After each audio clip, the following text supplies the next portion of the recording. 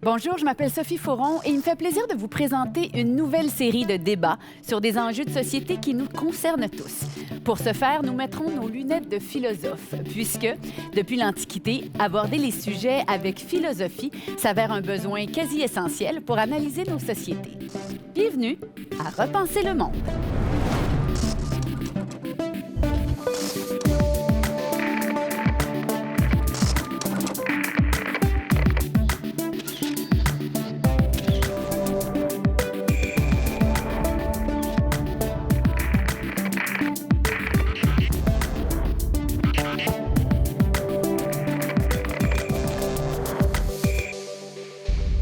Bonjour à tous, bienvenue à Repenser le monde. Aujourd'hui, on parle de santé mentale avec nos invités qui ont tous la santé mentale à cœur. La leur, j'en suis sûre, et celle des autres, je vous les présente à l'instant.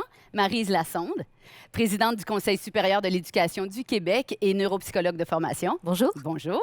Karine Igartua, Bonjour. psychiatre, professeure à l'Université McGill et présidente de l'Association des psychiatres du Québec. Bonjour. Enchantée.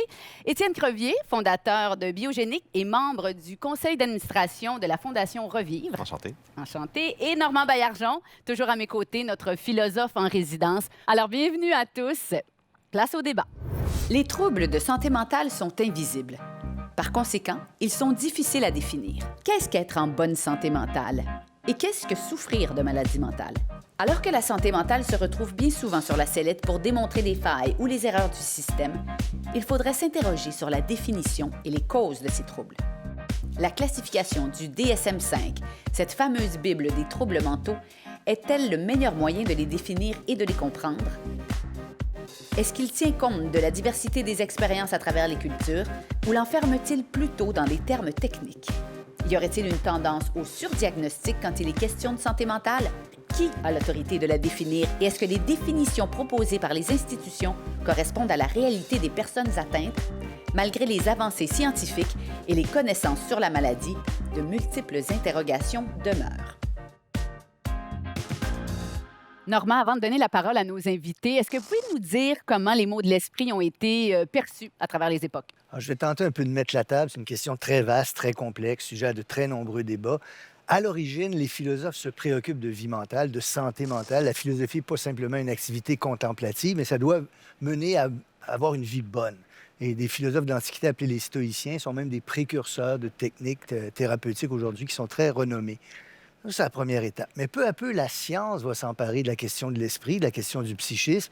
Mais c'est très complexe. Qu'est-ce que c'est le mental? Qu'est-ce que c'est la santé mentale? Il y aura une époque au début du 20e siècle même où on va nier l'existence du mental. On va appeler ça le courant behavioriste et on va traiter uniquement des comportements. Ça ne fera pas très long feu et petit à petit vont se développer des sciences du psychisme qui vont être à la fois une théorie et une pratique. Et ça va se développer au 20e siècle. Pour les besoins de notre discussion, on peut revenir à un philosophe qui, en 1961, il s'appelle Michel Foucault, écrit un livre qui s'appelle Histoire de la folie à l'âge classique. Et là, pour lui, il avance une thèse très polémique qui va faire discuter beaucoup, mais selon lui, la folie va être enfermée, confinée à partir de l'âge classique, et elle est l'expression d'un pouvoir biomédical contre quelque chose qui est perçu comme étant trop différent. Cette thèse-là est contestée, polémique, débattue, mais elle a au moins le mérite d'ouvrir certaines des questions qu'on veut discuter tous ensemble aujourd'hui. Qu'est-ce que c'est que la santé mentale? Qui le définit? Qui a l'autorité pour le définir? Et qu'est-ce qui s'ensuit en pratique? Voilà les questions sur lesquelles nous nous invitons à débattre. Pas mal. Je suis contente d'être ici, en tout cas. Nous aussi. Eh bien, Gros merveilleux. sujet, oui. Alors, je vous inviterai, on va faire un tour de table parce que j'aimerais vous demander si c'est possible de définir la maladie mentale en opposition à la santé mentale. Est-ce qu'on peut être en bonne santé mentale, mais avoir un trouble alimentaire ou une dépendance à la nicotine? Madame Lassonde. Oui, en fait, au Conseil supérieur de l'éducation, on s'est penché là-dessus beaucoup sur la santé mentale chez les enfants, en fait, et on vient de sortir un avis sur le bien-être de l'enfant à l'école et qui faisons nos devoirs. Et en réalité, la santé mentale, nous, on la définit pas comme l'absence de troubles mentaux, pas du tout. C'est vraiment plus dans l'optique d'une santé mentale optimale, positive, c'est-à-dire une capacité finalement de pouvoir se réaliser indépendamment des circonstances, de certaines circonstances. Alors, on n'oppose pas, nous, santé mentale à trouble mental. On parle plutôt d'une santé mentale optimale, mauvaise santé mentale, donc la détresse. Puis, on a présence de trouble mental ou absence de trouble mental sur un autre continuum. De sorte qu'un enfant, par exemple, qui a un trouble mental peut peut-être avoir une bonne santé mentale s'il est bien adapté, s'il peut se réaliser. Voilà. Docteur Rigartuan, oui. Ouais, l'Organisation mondiale de la santé serait d'accord avec vous là-dessus. Là, on distingue pas santé mentale de physique, de sociale. L'Organisation mondiale de la santé parle de santé avec toutes ces sphères-là et dit spécifiquement que la santé n'est pas simplement une absence de maladie. Moi, je vais vous dire, j'ai un problème avec ce terme santé mentale-là. J'ai un gros problème avec parce que je pense que c'est un terme qu'on utilise pour éviter de parler de maladie mentale. Donc, on parle de troubles de santé mentale, mais quand on fait ça, on est en train de confondre maladie mentale avec détresse psychologique. Et la détresse psychologique, ça peut être tout à fait normal. Mon chat est mort, je suis triste. Mon patron m'a manqué de respect, je suis fâchée. Je viens à une nouvelle émission de télé, je suis stressée. C'est toutes des émotions normales, c'est toutes des détresses qu'on vit psychologiques tous, presque à tous les jours, à la limite. C'est ça, oui. mais c'est pas de la maladie mentale. Donc, ça, c'est une chose, je pense, le terme santé mentale vient vient confondre bien-être ou manque de bien-être avec maladie. Et l'autre chose que ça vient faire, c'est que ça vient cliver la santé comme si le cerveau ne faisait pas partie du corps humain et comme si les maladies mentales étaient différentes de d'autres maladies. Le cerveau, il baigne dans le même corps que les intestins, que le cœur, que la thyroïde. Et quand le cerveau est disjoncte, ben, des fois, ça va faire des symptômes physiques, des fois, ça va faire des symptômes cognitifs, donc de mémoire, de concentration. Des fois, ça va faire des symptômes émotifs ou des symptômes de comportement. Mais on peut avoir ce même genre de symptômes-là avec une dysfonction de la thyroïde, avec une dysfonction des intestins. Vous savez, ça, c'est super fascinant. Là, maintenant, le microbiote intestinal là, vient influer sur le cerveau. Ça peut arriver aussi, cancer du pancréas. Souvent, le premier symptôme, c'est de la dépression. Donc, quand on vient faire cette opposition-là de santé mentale avec santé physique, je pense que c'est de faire fi du fait que le cerveau, c'est un organe qui baigne dans le même écosystème que le reste des organes. Alors, pour les bienfaits de cette émission et des gens, il faut d'ores et déjà appeler ça maladie mentale et ne pas s'empêcher, en fait, d'avoir cette terminologie-là. Oui, absolument. Soit qu'on parle de bien-être, puis du bien-être, c'est positif, oui. ou on parle de maladie mentale. Mais je pense que le terme santé mentale porte à confusion. Parfait. Il y a de plus en plus, ça devient très grand public, la santé mentale, de plus en plus. Puis je pense qu'il y a eu une tendance aussi à la démocratisation, où est-ce qu'on entend des gens dire « Ah, je suis tellement TDAH aujourd'hui, ma foi », puis là, de dire comme... Et donc, oui, mais où est-ce qu'il y a le continuum? Puis ce que j'aime beaucoup, c'est l'analogie avec la santé physique. Il n'y a pas de santé sans la santé physique et mentale. Puis si je viens de courir un demi-marathon, ça se peut que j'aille mal aux muscles. Et donc, si je suis mon chat est mort, si je vis un divorce, je suis en train de déménager, ça se peut que j'aille mal aux muscles du cerveau. Et donc, l'analogie se fait très bien. Quelqu'un qui marche avec une canne, est-ce qu'on va dire qu'il est complètement malade? Non. Il n'est pas en santé. Il n'est pas en santé. Il s'est adapté à sa jambe qui lui fait mal et donc il y a une béquille. Et le même principe s'applique pour la maladie mentale aussi, avec tout ce qu'on a pu avoir comme traitement aujourd'hui. C'est très important, je pense. C'est le point le plus important, finalement. Est-ce qu'on peut traduire ça, vous dites, comme étant une remise en question de ce dualisme corps-esprit qui a animé la pensée occidentale depuis... Bien, je pense que ce dualisme-là, c'est vraiment une méconnaissance du fonctionnement du corps et de l'esprit.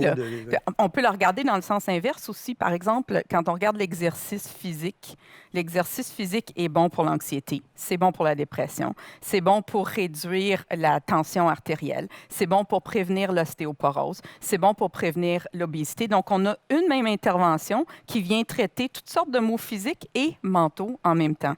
Donc, je pense qu'il faut se rappeler que le cerveau fait partie du corps. Est-ce que c'est une vision très occidentalo-centriste aussi de parler de santé mentale? Vous parlez de l'OMS tout à l'heure. Ça ne se passe pas de la même façon dans tous les pays du monde. Mais j'ai un petit problème avec ça parce que c'est sûr que quand on regarde la pyramide de Maslow, il faut être capable de répondre à ses besoins de base, se nourrir, se loger. Puis des pays qui ne sont pas capables d'aller vers, dans le fond, l'épanouissement personnel, c'est sûr et certain qu'ils n'ont pas le temps de se poser la question. Et c'est prouvé, on le voit, la maladie mentale ou la santé mentale n'existe pas dans les pays d'Afrique subsaharienne où est-ce que la pauvreté... La maladie mentale existe, oui, mais la préoccupation avec le bien-être n'existe pas. Entièrement. C'est ça. exact. C'est très bien. Vous répondez rapidement, mais c'est très clair. Il y a comme une unicité, un consensus. C'est ça, là. il y a un consensus. Parlons du fameux DMS, la façon de répertorier les troubles mentaux. Alors, pour ceux qui ne sont pas familiers, peut-être, Dr. Igartua, nous décrire ce que c'est. C'est le DSM-5, c'est l'espèce de dictionnaire qui a été publié par l'Association américaine de psychiatrie. Il faut savoir que c'est pas le seul. Hein. Il y a le ICD, qui est International Classification of Diseases, donc la classification internationale. Donc, il y a 2 classifications qui existent et qui sont couramment utilisées. Ce sont essentiellement des dictionnaires de listes de symptômes. Donc, ce ne sont pas des outils théoriques sur l'étiologie. Ça n'explique pas d'où vient le trouble mental. Ça n'explique pas non plus comment le traiter. C'est vraiment juste de dire si on a A, B, C, D et E comme symptômes, ben ça équivaut à tel syndrome, par exemple. Pour vous, c'est la meilleure façon de répertorier les troubles mentaux? C'est une façon de comprendre ce dont on parle. C'est utilisé surtout en recherche quand on veut essayer de s'assurer d'avoir des clientèles qui sont semblables pour voir si traitement X ou Y fonctionne. C'est un langage universel aussi à travers le monde. Et une des choses qui est implicite, ou non, en fait, c'est explicite dans le DSM, c'est que pour tout trouble mental, il y a un critère qui est cela cause un dysfonctionnement ou une détresse. Donc, par exemple, si je suis obsessionnelle, si j'ai une attention aux détails, si j'ai tendance à être perfectionniste, si je le fais, mais que ça ne me cause pas de détresse ou de trouble de fonctionnement, par définition, ce n'est pas un trouble mental.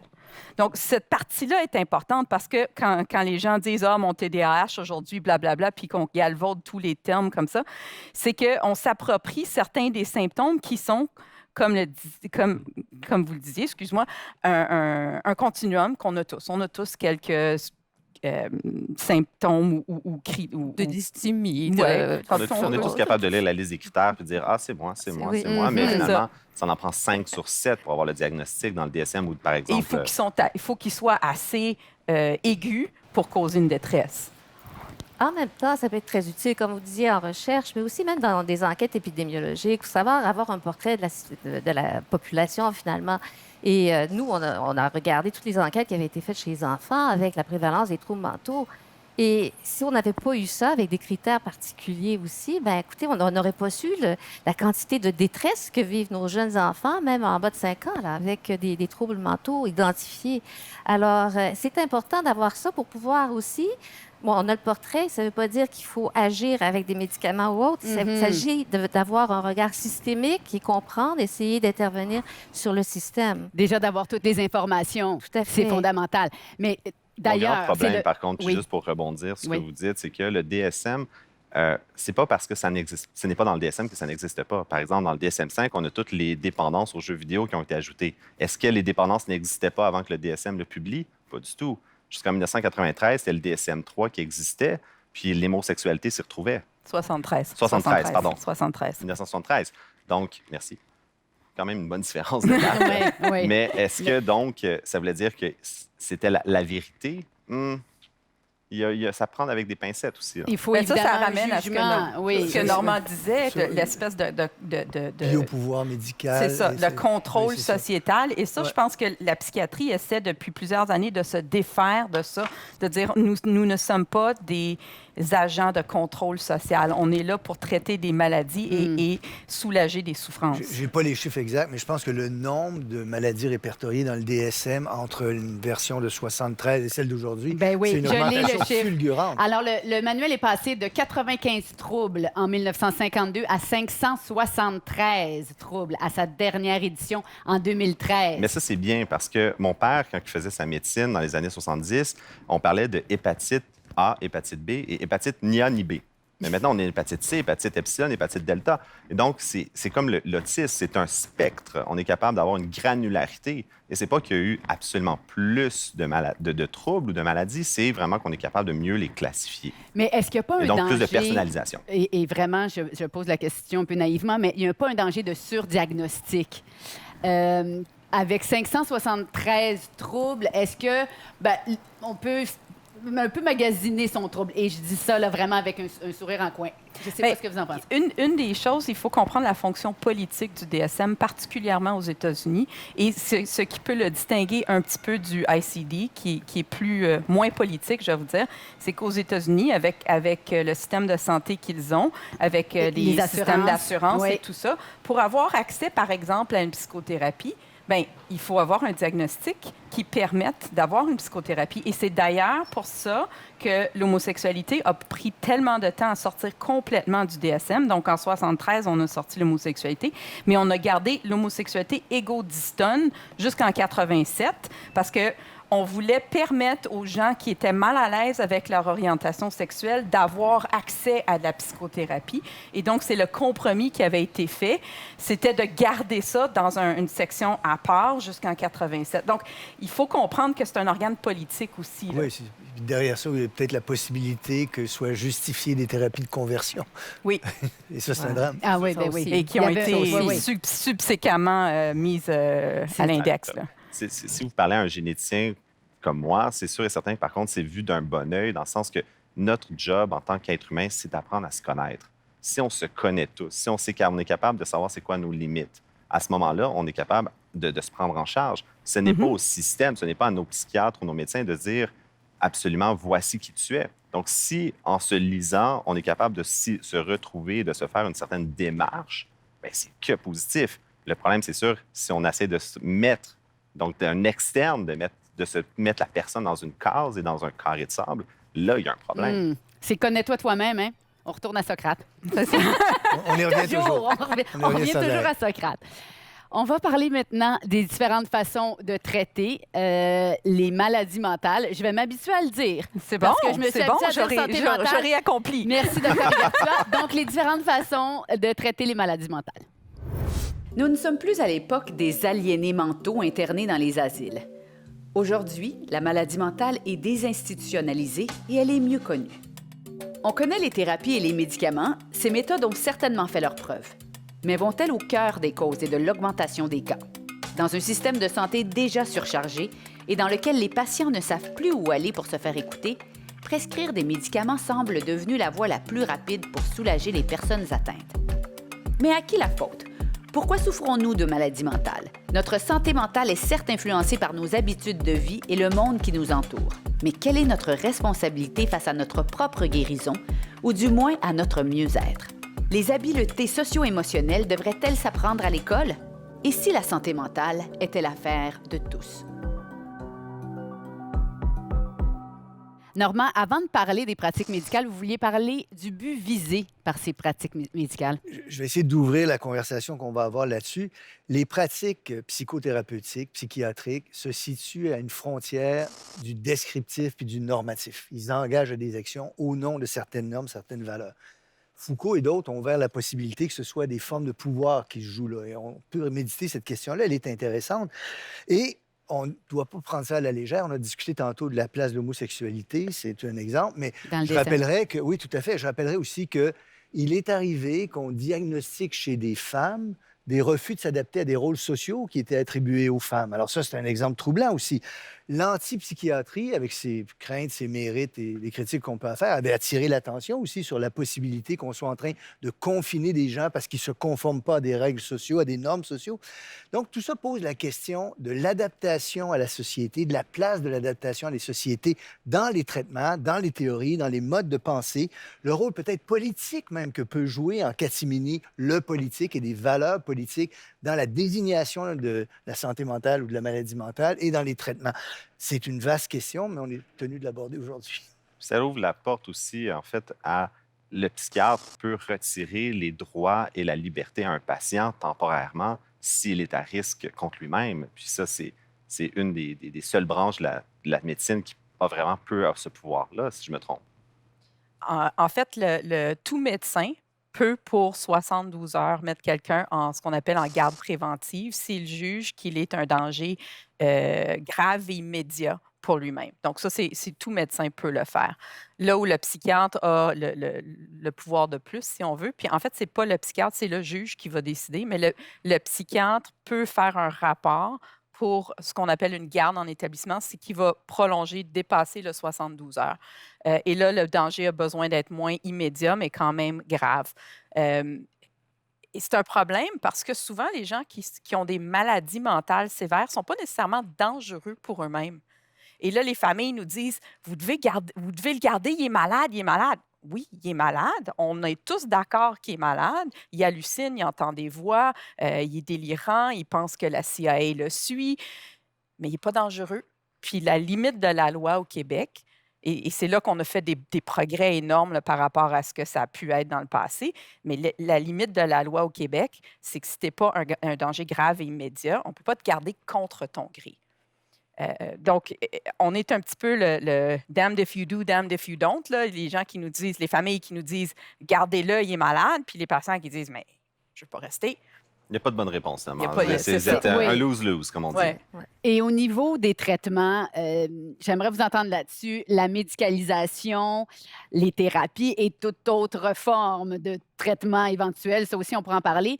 Est-ce que c'est les meilleures façons pour traiter la maladie mentale? Bon, c'est certainement une façon, bon, on va en entendre parler, mais ce qui nous a troublé beaucoup, nous, quand on a fait l'examen un peu des médicaments qui sont pris par les enfants du primaire, c'est la quantité de médicaments. Là, on a fait ressortir des antidépresseurs et puis les gens qui travaillaient sur la commission disaient, dans mon école, c'est pas rare qu'un enfant de 8 ans, il y a 2 ou 3 médicaments, donc un antidépresseur, un antipsychotique. C'est incroyable. Puis on est la province aussi au Québec qui prescrit le plus de médicaments pour le trop des déficits d'attention avec en fait, sans on est hyperactivité. la qu'on a un province meilleur- où il y a le plus de prescriptions remplies. Donc, je ne sais pas si on en prescrit plus, mais le fait que tout le monde ait une couverture pour les médicaments au Québec, chose qui n'existe pas nécessairement ailleurs, et le fait que les adaptations scolaires ne sont pas, elles, disponibles, que les psychothérapies ne sont pas, elles, couvertes, fait en sorte que un enfant qui dérange en classe, un enfant qui a des difficultés, c'est la chose la plus facile à faire, c'est la C'est de pilule. la le béquille. médicamenté. Selon l'INES, ils n'avaient pas vraiment d'explication. Ils disaient, ben, c'est sûr que c'est gratuit chez nous, puis en fait, peut-être qu'il y a une pression sociale, pression des parents, pression de l'école et tout ça, mais les chiffres sont vraiment Oui, très, très, très contrastés. Là. C'est 5 fois plus au Québec qu'ailleurs. Là. Ah oui, Non, mais- oui, Et d'ailleurs, énorme. ça a augmenté beaucoup aussi Oui. dans les dernières années. Ça, tant les médicaments pour le TDAH, mais aussi les médicaments contre la dépression, les anxiolytiques, les antipsychotiques chez les enfants, là, chez les adolescents. Et le nombre d'adolescents qui se disent en détresse psychologique a doublé, les troubles anxieux. C'est le tiers des adolescents. C'est ça le chiffre selon le rapport Portrait du bien-être des jeunes au Québec. Oui. Eh ben, Oui. voilà. Merci, Madame Lassonde. Plus du tiers des adolescents se situent à un niveau élevé sur l'échelle de détresse psychologique. On parle de 37,3 Oui. Comment ça s'explique? Ça, je veux rebondir sur ce que Normand disait tantôt, là, sur le contexte social. Tu sais, on parlait des femmes qui se rébellent contre le contexte social des femmes. Je pense que là, il y a une explication sociale à ce qui se passe. On a une poussée de la technologie depuis quelques années et la technologie, en théorie, c'est supposé nous donner plus de temps pour plus de loisirs, plus d'épanouissement, plus de réflexion créative, plus de temps en famille, Mais c'est pas ça que, comme société, on a fait avec la technologie. On a utilisé la technologie pour augmenter la productivité et augmenter les demandes de productivité. Donc, j'ai un cellulaire, donc si quelqu'un m'envoie un texto dans l'heure, je dois répondre. Si quelqu'un m'envoie un Dans courriel, l'heure, tu sais, dans la minute. Dans la minute. Donc, je pense qu'il y a vraiment un contexte social. Quand on regarde l'utilisation des écrans chez les adolescents, il y a une corrélation négative entre les heures de sommeil et l'utilisation des écrans. Il y a une corrélation entre les activités physiques et les heures d'écran et entre les activités face à face et les heures d'écran. En fait, une corrélation négative. Oui. Et ce qu'on sait, c'est que l'exercice physique, le sommeil et le face à face, c'est tous des éléments protecteurs pour la santé mentale. Je ne sais pas dans quelle mesure je peux lancer ça parce que c'est quand même un livre. J'avoue, je ne l'ai pas encore lu, le livre. Je l'ai commandé, mais je ne l'ai pas encore lu. Mais il y a un chercheur français, Michel Desmurget, qui vient de publier un livre qui a pour titre « La fabrique du crétin digital ». C'est bon comme Et bien la dit. thèse de l'auteur est quand même que le temps passé sur les écrans augmente de manière extraordinaire et il assure que ceci a des conséquences néfastes physiques et mentales. Oui. Il cite l'obésité, Oui. l'espérance de vie, l'agressivité, la dépression, troubles du langage, troubles de concentration. Ça Mais revient- c'est une Et hypothèse- même la vision. ben, Même la Ben là, vision. écoutez, je vous inviterais peut-être à aller lire une étude qu'on a publiée la semaine dernière sur le OK. temps d'écran, parce qu'il y a beaucoup de mythes là-dessus. Oui. Et en fait, on a fait une recension une méta-analyse de la plupart de ces études-là. Et c'est vraiment des probabilités qui sont très, très faibles, des corrélations qui sont minimes, de sorte qu'on ne peut pas vraiment dire que le temps d'écran, là, c'est ça qui va vous empêcher de dormir. Ça revient Très souvent- aux saines habitudes de vie, comme Oui, mais Pierre ce qu'on- Lavoie essaie d'éduquer nos jeunes. Là, Ce si on qu'on veut. fait ressortir, en fait, que c'est beaucoup plus important, puis les études ne le font pas en général, c'est de regarder ce que l'enfant ou l'adolescent fait. Fait sur avec son l'écran. écran. C'est sûr que pas C'est tout le vraiment temps plus. d'écran est le même. Exactement. Mais quand tu réponds à ton téléphone à 3 heures du matin, Ça, c'est tu terrible. dors pas, quel que ce soit du FaceTime ou du Facebook ou Ou du une lecture Instagram ou une lecture, d'une manga. façon ou d'une autre, tu as interrompu ton Oui. sommeil. Je vais Étienne. juste rebondir sur ce que Dr. Ikawartza dit, parce que oui, raison numéro un, ça peut être un phénomène social qui se passe où est-ce que le temps d'écran impacte la santé, donc plus de médicaments. Mais c'est sûr et certain qu'en tant que province, si on prescrit plus de médicaments parce qu'on a moins accès à des neuropsy, de psychologie, il y a des effets secondaires qui embarquent en jeu. Et donc, effet secondaire veut dire autres médicaments pour pallier aux effets secondaires. C'est une roue qui tourne, c'est un effet, c'est une vague automatiquement. Et donc, on ne peut pas le nier d'avoir recours à la pharmacologie beaucoup plus, va entraîner pas juste un peu plus de médicaments, beaucoup plus. Et en tant que généticien, encore une fois, ça revient à dire si on est capable de connaître, si on est capable d'avoir des traitements personnalisés. C'était Barack Obama qui disait « the personalized medicine revolution », d'être capable d'avoir vraiment le bon médicament. Ça reste un poison qu'on prend à la bonne dose, au bon moment, pour la bonne raison. Mais ça reste quand même un poison, le médicament, qu'il faut être capable de bien l'encadrer. Mais en même temps, c'est un poison, mais un poison nécessaire dans bien des cas. Dans plusieurs cas. Moi, les antidépresseurs, je vois ça comme l'épidural quand on accouche. C'est pourquoi souffrir? Alors, tu prends ce que la médecine moderne a à t'offrir, mais encore une fois, il faut, si on a trop... Mais est-ce que la Je médecine rentrerai moderne... pas dans l'histoire de mes accouchements, mais, mais si c'est Mais comme les- nécessaire et ça nous aide à moins souffrir. Oui.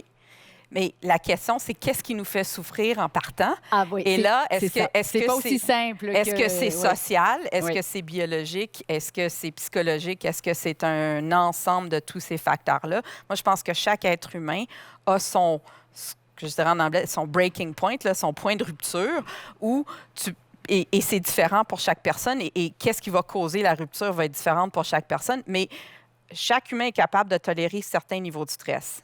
Et là, on empile les différents niveaux de stress et à un moment donné, ça craque. Et là, ça craque, on va vers un anxiolytique, on va vers un antidépresseur, on va vers un burn-out, on va vers... tu sais. Mhm. Est-ce Mais- à dire qu'on craque trop vite, qu'on n'est pas assez patient avec la souffrance? Il y a peut-être aussi le fait qu'on ne bâtit pas assez tôt, finalement, cette résistance à la souffrance, puis cette façon aussi de comprendre ses émotions, de les exprimer. C'est ce que fait. nous, on prône vraiment de plus en plus. Là. C'est l'apprentissage des habiletés socio-émotionnelles pour Super aider important. l'enfant à faire face à ses À émotions. gérer On ne à peut pas gérer. craindre que chez les plus jeunes, s'il y a surmédicalisation, on les prive de cet C'est apprentissage-là. possible, en fait. En fait, l'Association des médecins psychiatres a créé le mouvement Alpha Connecté, donc justement pour avoir ce questionnement-là social sur ce qu'on faisait, mais aussi la première recommandation, c'était d'instaurer un cours sur la santé mentale à l'école, du primaire jusqu'au secondaire, de la maternelle jusqu'en secondaire 5, où on apprend aux enfants ces apprentissages socio-émotifs-là. On leur apprend à se réguler eux-mêmes. On leur apprend à reconnaître le nombre de patients que j'ai qui ne sont pas capables de distinguer colère, tristesse, peur et joie. Là. Tu sais, je pars avec ces quatre-là, là, puis je leur donne un choix de réponse. Là. Vous avez le choix, un de ces quatre. Puis là, je dis, ben, je me sens un peu frustrée. Non, frustrée, ça, c'est un dérivé de la colère. On va commencer avec ces quatre-là, être capable de les définir. Donc, si j'ai des adultes dans ma pratique qui ne peuvent pas faire ça, comment ils peuvent enseigner à leurs enfants, eux, comment les distinguer? C'est fascinant que ça revienne au rôle du système d'éducation et non pas à la maison de faire cette éducation-là. À quel point on a... C'est un ensemble. C'est un ensemble. Oui. Moi, je Oui, pense oui. que c'est une approche systémique. Là, c'est Oui. la communauté, la famille, l'école. Mais c'est comme l'enfant, il passe presque 2 tiers de sa vie à l'école, en fin de compte. Il ne Là. faut pas oublier Donc, aussi, je pense que l'école, c'est l'institution à travers laquelle tous vont passer, puis ils arrivent là très inégaux. Il y a Ouais. des gens qui viennent de Voilà. milieux familiaux où c'est impossible ou presque de demander au milieu familial de l'enseigner, d'autres qui viennent de milieux très favorisés où ces choses-là sont plus apprises. Donc, l'école devient le dernier recours. Oui, Mm. oui. Et il faut aussi parler des saines habitudes de vie, de l'art de vivre. Ça, évidemment, ça contribue à une santé mentale. Un bien-être. Oui, bien-être, à un ouais, c'est bien-être ça. total. Exactement. Alors, Normand, vous avez évoqué rapidement les stoïciens qui reviennent beaucoup ces temps-ci. Peut-être nous dire ce que c'est, d'ailleurs, le OK. stoïcisme. Il y a une école de pensée dans l'Antiquité qu'on appelle les stoïciens. Longtemps, on les a vus, moi, quand j'étais étudiant en philosophie, on nous les présentait comme des philosophes. Il y avait une logique, qui ont beaucoup contribué à la logique, qui ont beaucoup contribué à des secteurs de la philosophie. Mais on avait beaucoup oublié que ces gens-là prônaient des exercices spirituels. C'est comme ça qu'on les a appelés. On les a redécouverts dans les années 60 ou 70, des chercheurs français notamment qui ont beaucoup fait pour ça. Et là, on s'est rendu compte que c'était pas simplement un exercice intellectuel de compréhension du monde, mais c'était un travail sur soi. Alors là, je ne rentrerai pas dans le détail des stoïciens, mais c'est quand même intéressant de voir qu'ils prônaient des exercices spirituels, donc des manières de penser, distinguer ce qui dépend de nous de ce qui ne dépend pas de nous, faire un travail sur les représentations qu'on se fait du monde. Et il s'adonne, et c'est très amusant, je trouve, que les créateurs d'une des thérapies les plus efficaces qu'on connaisse, les thérapies cognitivo-comportementales, se sont directement inspirés des stoïciens pour créer ces thérapies qui semblent extrêmement efficaces ou parmi les plus efficaces de celles qu'on a rigoureusement testées. Donc, c'est quand même intéressant de voir que la philosophie a pu influencer dans la longue durée des idées qui sont encore utilisées aujourd'hui. Et il y a pas juste la philosophie. On parlait de bouddhisme avant d'entrer en ondes. Il y a la méditation pleine conscience Ouais, aussi, ouais, qui est tout à fait. extrêmement valorisée Oui, ces oui. temps-ci. Oui, Oui, oui. absolument. De, Très de plus en utile. plus, je me corrigerai, mais de Oui. plus en plus connu et reconnu pour son Oui, efficacité, la absolument. méditation pleine Absolument. conscience. Et ce qu'on se rend compte, c'est que ce qui t'arrive dans la vie, en fait, c'est la signification que tu lui donnes qui va avoir un effet sur ton moral, sur ton bien-être. Mettons qu'on se croise dans la rue, qu'on marche comme ça, puis tu sais, je te vois, puis juste avant qu'on se dise bonjour, je traverse la rue. Bon, tu peux dire, elle m'a pas aimé, elle veut pas me voir, elle veut pas me parler. À ce moment-là, tu vas te sentir triste. Elle peut dire, ça pourrait être, ben là, comme on est en pandémie, peut-être qu'elle fait exprès pour me donner ma distanciation sociale. À ce moment-là, j'ai comme un sentiment de respect et puis d'appréciation mutuelle. À ce moment-là, c'est peut-être plus positif sur mon état mental. Ça peut être aussi que je traversais la rue parce que je voulais être du côté du soleil, puis là, à ce moment-là, ben, ça te laisse pas mal neutre. Donc, c'est le même événement. La question, c'est la signification que je lui donne va avoir un impact. Et ça, je pense que les stoïciens, Avaient les compris ça. bouddhistes, tout ça, ils ont tous compris ça. Ouais. Et c'est de là que ça vient, cette C'est ça qui est richesse. fascinant, c'est qu'en ce moment, on a tous vécu un événement qui était absolument sans attente, c'est-à-dire la pandémie, la COVID-19, et à la Fondation Revive, qui était anciennement la Fondation pour les patients atteints de santé mentale, c'est rebrandé pour dire Revive. C'est un centre d'appel, un centre d'écoute avant tout, et la fluctuation vers la hausse du nombre d'appels, du nombre de gens qui sont en recherche de solutions, en recherche d'aide, parce que c'est un événement nouveau qu'on ne sait pas comment gérer. C'est comme de dire, je ne peux pas contrôler la météo, mais je peux contrôler comment je me sens par rapport à la météo. Et là, ce qu'on se rend compte en tant que société, c'est qu'on a vraiment beaucoup de nos frères, nos sœurs, nos employés, nos collègues qui ne savent pas comment gérer ce qui se passe. Et ce n'est que le point de l'iceberg. La deuxième pandémie qu'on va avoir, c'est une pandémie de maladie mentale suite à la COVID-19. Oui, la COVID-19 a vraiment cassé notre illusion de contrôle. Tu sais, on pensait tous avoir un certain contrôle sur notre vie, puis là, tout d'un coup, du jour au lendemain, tout a chamboulé. Et il y a des gens qui sont capables de se revirer de bord, puis sont plus agiles par rapport à ça, et d'autres personnes qui sont complètement déstabilisées par cette perte de C'est un contrôle. apprentissage. On peut vraiment enseigner cette adaptation-là que la population peut avoir. Bien, il y a certaines choses au niveau de la résilience que oui, on peut enseigner, absolument. Je ne sais pas si vous voulez Oui. rebondir sur la Ben, résilience. tout à fait, mais je pensais aussi aux stoïciens, parce que c'est un peu ça, c'est Oui, de bien bâtir sûr, la bien sûr. résilience. Mais- Finalement, c'était vraiment ça, le Des- stoïcisme aussi. Des, dans le des- fond. des exercices qu'on Oui, pratiquait au jour le jour, Tout à là, fait, littéralement. tout à fait. Mais ça fait partie aussi de l'enseignement des habiletés socio-émotionnelles. Comprendre ce qu'on ressent, notre émotion, pouvoir l'exprimer, mais pouvoir aussi la réguler. Si je donne l'exemple qu'on donne, c'est c'est qu'un enfant qui a une mauvaise note en mathématiques est vraiment triste. Bon, s'il est capable de dire à ses parents, je suis triste, ça va pas bien, puis s'il est capable de réguler en se disant, ben, je sors dehors, là, puis ça va me faire du bien, je vais aller jouer avec mes amis. Là, ça peut aider à contrôler ça. Puis la même chose pour la réaction à la pandémie, finalement. Il faut comprendre ce que ça nous donne, il faut pouvoir l'exprimer, le partager comme on le fait maintenant, mais aussi trouver des moyens de compensation également, là, des moyens de pouvoir de contourner un petit peu le problème ou On revient à l'éviter. Socrate encore une fois. Il y a beaucoup, beaucoup de travail à faire, de chemin à faire, et on voit que ça part très, très jeune. Mais il y a aussi beaucoup de préjugés encore associés à la maladie mentale, et on en parle dans le prochain bloc. C'est étonnant, mais les troubles mentaux ne sont pas encore tout à fait acceptés socialement.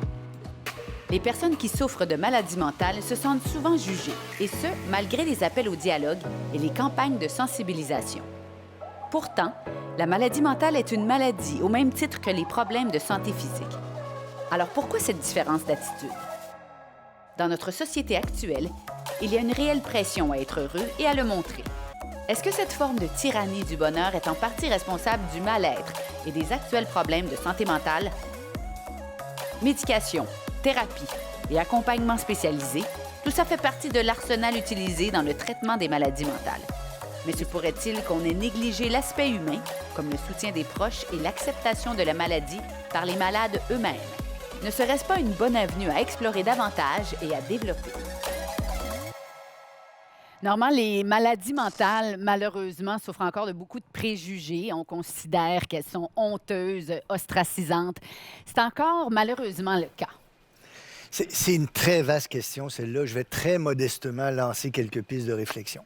Une d'entre elles, c'est ces sciences-là du psychisme sont véritablement difficiles. Alors, ils entrent dans des territoires qu'on ne maîtrise pas toujours très bien. J'ai toujours beaucoup aimé un psychiatre que vous connaissez peut-être, qui s'appelle Henri Hay, qui a écrit un manuel de psychiatrie remarquable. Henri Hay disait que ce sont des sciences diacritiques, c'est-à-dire qu'elles reposent sur une distinction entre le normal et le pathologique, qui est difficile à établir et où des considérations sociales peuvent s'insérer. Ça les rend très difficiles. C'est peut-être quelque chose qui alimente les préjugés. Une autre chose que j'aimerais dire, même si je ne me ferai pas beaucoup d'amis, c'est qu'il est arrivé qu'il y ait des pseudosciences là-dedans. On a fait beaucoup de cas de la psychanalyse, qui, à mon humble avis, est une pseudoscience. Alors ça, et quand on voit, Ça va bien. quand on voit l'ensemble des thérapies dans lesquelles les psychologues ont dû faire le ménage parce qu'il y avait toutes sortes de choses qui se donnaient comme des thérapies, mais que c'était de la pseudoscience, ça peut alimenter aussi une certaine suspicion à l'égard de ce qu'on appelle maladie mentale. Mais je donnerais une dernière chose. Je dirais qu'il y a une espèce de défaut d'assignation de responsabilité avec la maladie mentale. On se dédouane très facilement d'une maladie physique, même si on en est responsable parce qu'on a fumé toute sa vie, on se retrouve avec un cancer, mais il y a un défaut d'assumer la responsabilité de la maladie mentale elle-même. Et c'est-à-dire on refuse de faire face à cette vérité-là qu'on souffre d'une maladie mentale. Alors je pense que tout ça, ces trois éléments que je viens de donner, jouent peut-être un rôle dans l'explication des préjugés à l'endroit de la maladie mentale. Mais c'est intéressant parce qu'on est, comme vous dites, parfois responsable de nos maladies physiques, mais pas responsable nécessairement, en fait, souvent pas responsable des maladies mentales. Le généticien va peut-être vouloir rebondir là-dessus. Ouais, c'est sûr qu'un des grands problèmes, mais c'est juste que la science n'est pas rendue là, c'est qu'on a des marqueurs biochimiques pour n'importe quel les cancers, pour le diabète, mais on n'a pas de marqueurs biochimiques pour les maladies du psyché.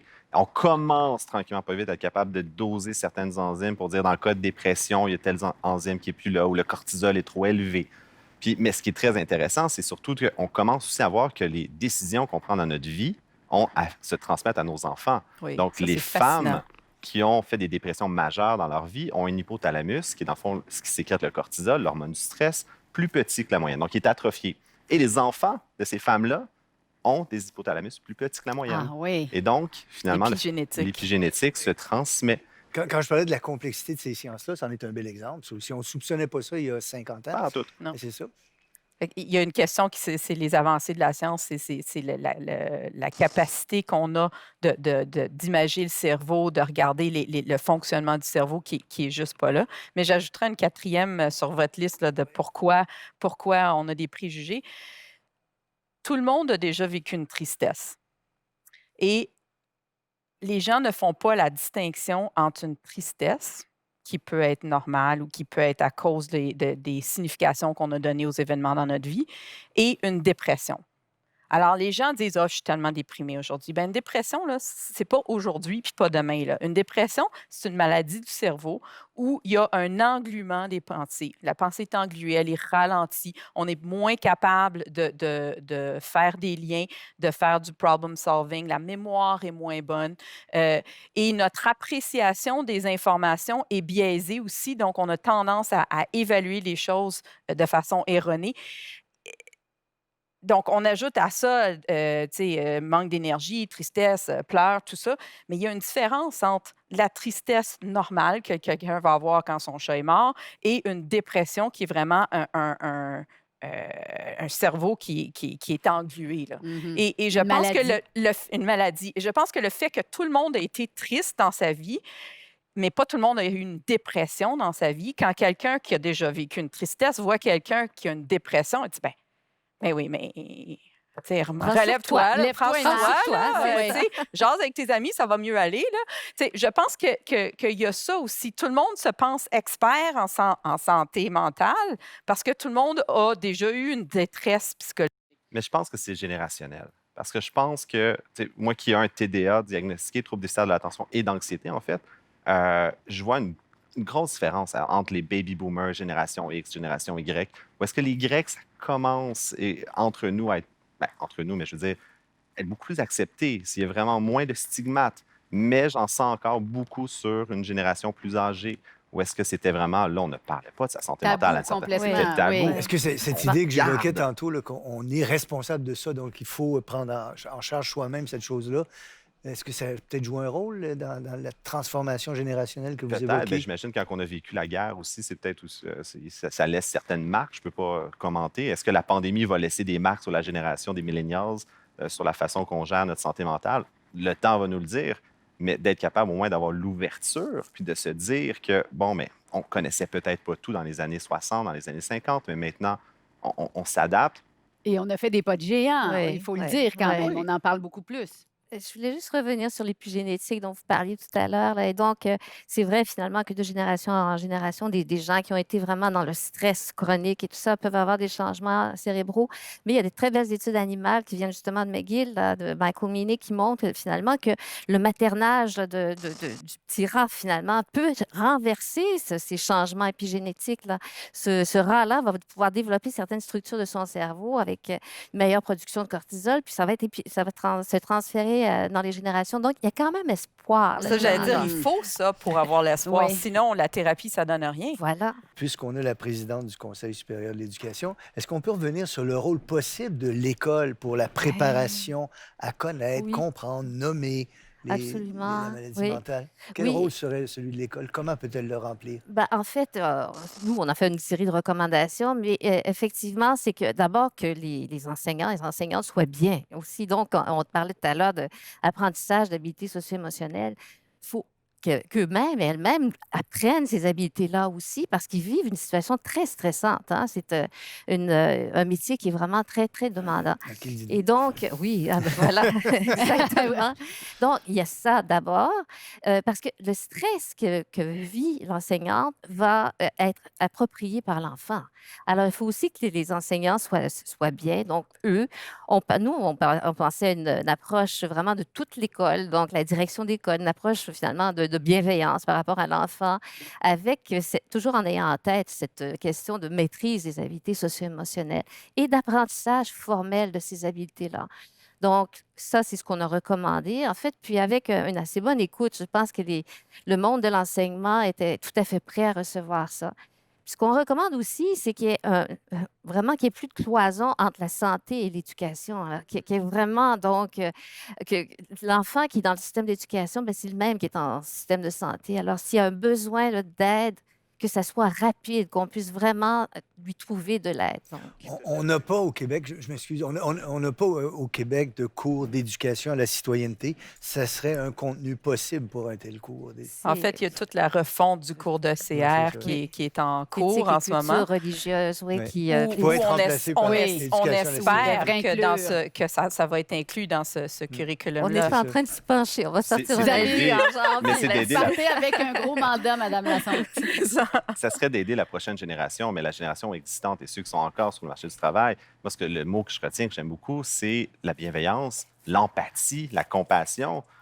D'avoir quelqu'un qui dit, tu sais, avec un TDA, la quantité de fois que je me suis fait dire, force-toi donc. Ouais. Ah ouais. Si tu voulais, Si tu tu veux, tu pourrais. peux. Oui, tout à fait. Avoir un peu d'empathie pour ses amis, ses Ouais. collègues, c'est Ouais. autour de nous. Dire de s'accepter nous-mêmes avec nos forces, nos faiblesses. Il y a des entreprises qui commencent à embaucher des gens avec de l'autisme, des troubles du spectre Asperger, parce que ça devient des excellents informaticiens, des excellents programmeurs, focus. Il y a moyen de venir justement chercher les forces et les faiblesses de tous. Est-ce que je peux vous demander, Étienne, quand est-ce que vous avez été diagnostiqué avec Oui, votre TDA? quand même assez tard, 15 ans. À 15 ans, donc tout le primaire, vous avez dû combattre ça, en fait. Ben, c'était me sentir vraiment comme un éléphant dans la pièce. Là. Mais c'était pas, je n'avais pas une hyperactivité physique, donc c'est une hyperactivité cérébrale. Alors, c'était toujours d'être distrait, mais je courais pas dans la classe et je dérangeais pas. Donc, c'était vraiment difficulté à se concentrer. Puis, j'ai un problème contre le trouble déficitaire de l'attention. C'est un mot qui se dit pas. C'est un anglicisme de Attention Deficit Disorder. C'est un trouble modulaire de l'attention. On a de la misère à moduler son attention ou on a un déficit d'attention, ça se fait aussi. Mais c'est quand je veux me concentrer, je ne suis pas capable. Mais, somehow, à 11 heures le soir, là, j'ai un hyper-focus et là, je suis capable de faire n'importe quoi, mais il est trop. C'est pas dans les heures de Où bureau. le focus est sur le papillon dehors plutôt que sur le professeur. Complètement. C'est ça. Exact. Ouais. C'est ça. Comment est-ce qu'on devrait en parler socialement de la maladie mentale? Par où on commence? Là, on en discute, on semble être assez d'accord, il y a un beau consensus, mais j'aimerais vous entendre sur est-ce qu'on devrait dire certaines choses, pas dire certaines choses? Les gens qui souffrent de ça, peut-être aussi auraient On devrait des écouter. conseils. On devrait écouter. On ne devrait pas parler, Première on devrait chose. écouter ceux qui vivent. Avoir de l'empathie, de la bienveillance avec ceux qui le vivent, puis d'accueillir à bras ouverts. Et peut-être de se rendre compte qu'un un déficit ou une difficulté dans une sphère de la vie, moi, ce que j'essaie d'amener mes patients à voir, c'est que ça peut être aussi une force ailleurs. Par exemple, le trouble de personnalité limite, là, qui est souvent, les gens n'aiment pas ça, ce diagnostic-là, mais ce sont des gens qui sont hyper sensibles et hyper capables de lire l'émotion des autres. Au point où ça les trouble parce qu'ils ont de la misère à s'en défaire à un moment donné. Donc, ils deviennent comme... Il y a une imperméabilité. Donc, ces gens-là, j'essaie de les amener, par exemple, à dire, oui, mais ça peut être une force énorme d'être capable de lire les gens autour de toi, de capter l'émotion autour de toi. Il s'agit que tu apprennes à la canaliser, cette force-là, pour que ça ne te détruise pas. De la même façon que des fois, les gens avec un TDA ont une attention modulable, ils n'arrivent pas à la moduler à la bonne façon, mais ça fait que c'est des gens qui sont capables de réfléchir à plusieurs choses en même temps, des fois, ou des fois, c'est des gens particulièrement créatifs. Ton Asperger's, lui, c'est quelqu'un qui est particulièrement méticuleux. Donc, c'est de dire, oui, peut-être que j'ai un déficit de ce côté-là, mais j'ai des forces ailleurs aussi. Et c'est là qu'on revient au bien-être puis à la santé, puis de dire on peut accepter qu'on a des limitations d'un côté, puis des forces de l'autre. C'est le terme aussi, je pense, c'est l'inclusion. Simplement d'inclure tout le monde, finalement, avec ses différences. C'est ça aussi C'est qui... très vrai, ça, de ne pas les ostraciser, de les inclure à l'école. Oui, partout, Ouais. partout, depuis tout petit. Pensons à un enfant de 8 ans qui se fait dire que tu es troublé déficient, trouble déficitaire. Ça se dit pas. C'est énorme. Puis c'est des stigmates qui restent et oui, ça peut créer d'autres problèmes, en fait, probablement plus graves. Absolument, ben oui. On va terminer par une grande question sur la dictature du bonheur. Je me demande si on met trop d'accent là-dessus dans notre société. Puis est-ce qu'on est obligé, Normand, d'être heureux? Je- Normand, tu vas nous régler ça. Vive la J'avais le philo! goût de lancer la conversation en me faisant plaisir. Alors, on a beaucoup parlé de philosophes jusqu'à maintenant. Moi, un des, sinon le philosophe que je préfère au 20e siècle s'appelle Bertrand Russell. Je ne sais pas si vous le situez. C'est un logicien, mathématicien extrêmement important. On ne s'attend pas ça de lui, mais il a écrit un livre sur le bonheur, Russell. Alors, c'est assez étonnant quand même. Et dans ce livre, écoutez, il énumère des causes du malheur. L'esprit de compétition, l'ennui, la fatigue, l'envie, le sentiment de culpabilité, la peur de l'opinion publique. C'est des choses qui me semblent rester assez actuelles. Et il dit, par contre, on peut avoir toutes les conditions pour être heureux et ne pas l'être. Et son livre s'appelle La conquête du bonheur. Alors pour lui, le bonheur, être heureux, c'est une conquête qui se pratique. On apprend à conquérir le bonheur. Je vais vous donner quelques-uns des éléments qu'il donne comme étant des moyens possibles de conquérir le bonheur. L'enthousiasme pour la vie. Alors, il y a des gens, par exemple, pour qui manger, c'est rien, on mange parce qu'on en a besoin. Mais il y a des gens pour qui manger, c'est un plaisir. Alors, ils préparent ça, ils mangent avec d'autres. Cet enthousiasme pour la vie qu'on devrait multiplier est une des causes, selon lui, du bonheur, une conquête du bonheur. Il dit aussi, j'ai toujours été frappé par ça, pour être heureux, cette conquête-là passe par le fait d'avoir des intérêts vastes et impersonnels. Et je pense que l'école prépare à avoir ça, prépare à avoir des intérêts très vastes et très impersonnels. Et lui, qui a vécu presque 100 ans, disait que plus on vieillit, plus c'est important d'avoir des intérêts vastes et impersonnels. On prend des notes, hein? Oui, oui, c'est Il ça. disait aussi savoir se résigner quand le moment est venu. Alors, pas Ah, continuer oui. quand c'est terminé. Et un exercice stoïcien, se décentrer. Alors, Russell, par exemple, s'amusait à se demander, quand il y a quelque chose qui lui plaisait pas, comment verra-t-on ça dans 100 ans? Et là, tu te décentres par rapport à ça et tu surmontes plutôt facilement la chose qui te rend malheureux. Donc, la conquête du bonheur, selon Russell, ça me semblait amusant de souligner que ce grand logicien mathématicien avait jugé bon d'écrire un livre sur la conquête du bonheur. Qu'est-ce que vous en pensez? Moi, je parlerais plutôt de bien-être, hein, Oui. plutôt que le bien-être plutôt que le bonheur, finalement, parce que c'est difficile à définir. Vous l'avez Bien sûr. défini en disant ce que c'est Oui, pas, oui, puis oui, comment c'est ça, on oui, peut oui. l'atteindre, mais sans le définir, Tout à finalement. fait. Alors moi, je pense que c'est important de se sentir bien parce que, je pense, vous pourrez me corriger, mais quand on est bien aussi, ça veut dire qu'il va y avoir un bien-être physique également, là. Donc, la santé Bon, physique oui. va aller de pair avec ça. Donc, pour moi, c'est plutôt le bien-être. Est-ce qu'il y a Ben, une pression pour être heureux? Il y a un livre que j'aime beaucoup qui s'appelle Le piège du bonheur, The Happiness Trap, qui est en fait la thérapie d'acceptation et d'engagement, donc c'est de s'accepter. Puis je pense que c'était, je ne suis pas philosophe, mais Épicure, en fait, était, on dit les épicuriens, je suis tellement épicurien aujourd'hui, ça veut dire j'aime les Le bonnes Plaisir, choses, oui. j'aime le C'était plaisir. pas la ça vie. du tout. Mais le philosophe, à la base, Épicure, était quelqu'un qui avait beaucoup de maux de dos, qui avait des douleurs. Il prenait des bains chauds pour se calmer. Donc, lui, c'était ça. Il se privait de bains pendant des mois pour finalement, quand il en prenait un, de l'accepter, de l'apprécier. Et donc, c'est d'accepter son état et finalement de trouver des mécanismes pour vivre le bonheur. Alors, c'est quand même drôle de dire que le philosophe, à la base de l'épicurisme, c'était quelqu'un qui souffrait beaucoup. Hmm. Il aurait peut-être pris des antidépresseurs. Hein? On sait Des pas. antidouleurs. Ou, Des antidouleurs. ou d'autres choses. Ou de la méditation. Ah, Oui, oui. peut-être. Docteur Rigartois, est-ce que vous sentez ça chez vos patients, qu'il y a une espèce de quête continuelle? Je pense qu'il y a une intolérance à la détresse. Et je pense que ça, c'est très nord-américain, c'est très culturel. Et je pense que ça revient à la pyramide de Maslow tantôt. Une fois qu'on a un toit, une fois on n'est pas à la quête du prochain repas, comment je vais faire pour me nourrir, on a comme une intolérance à la détresse. C'est comme si on devait être heureux tout le temps. Et des fois, il y a des choses dans la vie qui vont nous rendre malheureux. Et c'est normal. Correct. Et en fait, les émotions sont là souvent pour nous donner un cue, pour nous dire, attention là, tu sais, si je suis irritable tous les jours quand je rentre à la maison, peut-être qu'il se passe quelque chose à la maison qu'il faudrait que je regarde. Pourquoi, quand j'arrive à la maison puis que je suis irritable, qu'est-ce qui se passe dans mon milieu? Donc, l'émotion, elle peut nous donner une information, elle peut nous faire... ça peut être comme un signal d'alarme pour nous dire il y a quelque chose peut-être à changer dans ta vie. Donc, je pense que ce qu'on voit souvent, c'est ça. C'est une intolérance à la détresse et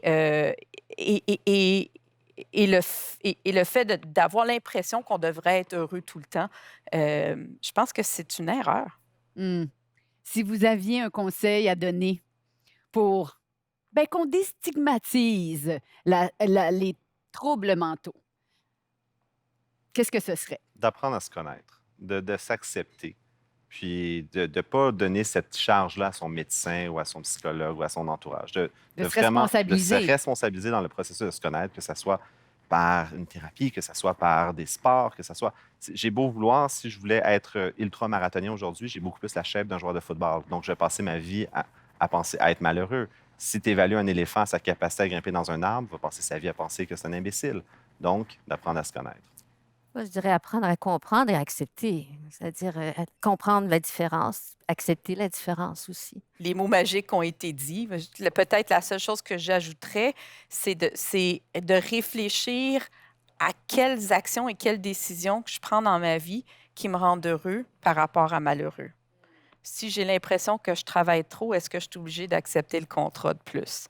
Si ça me rend heureux d'être avec mes enfants, mais que je travaille jusqu'à 9 heures tous les soirs, peut-être que c'est le temps de regarder. Donc, ça revient à prendre responsabilité aussi, c'est de voir sur quoi est-ce que j'ai un contrôle, où est-ce que je peux exercer un contrôle, qu'est-ce que je peux changer pour vivre en accord avec mes valeurs. Parce que je pense que quand on vit en accord avec ses valeurs, on a plus de chances d'être heureux.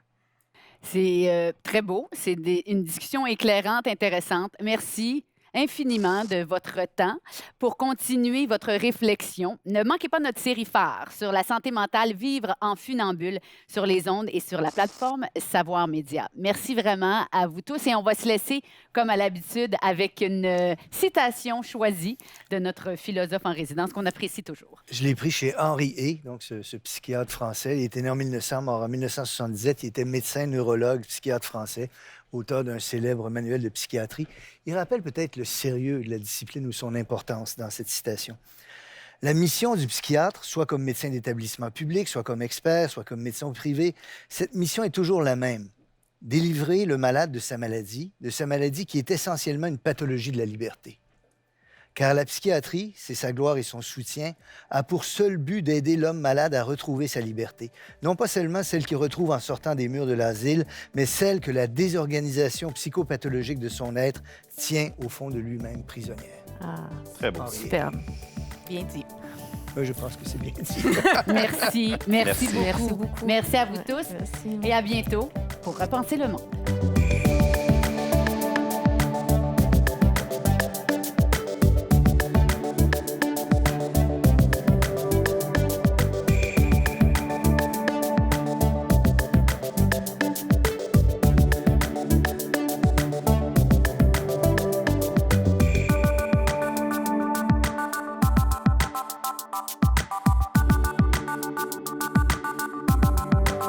Thank you.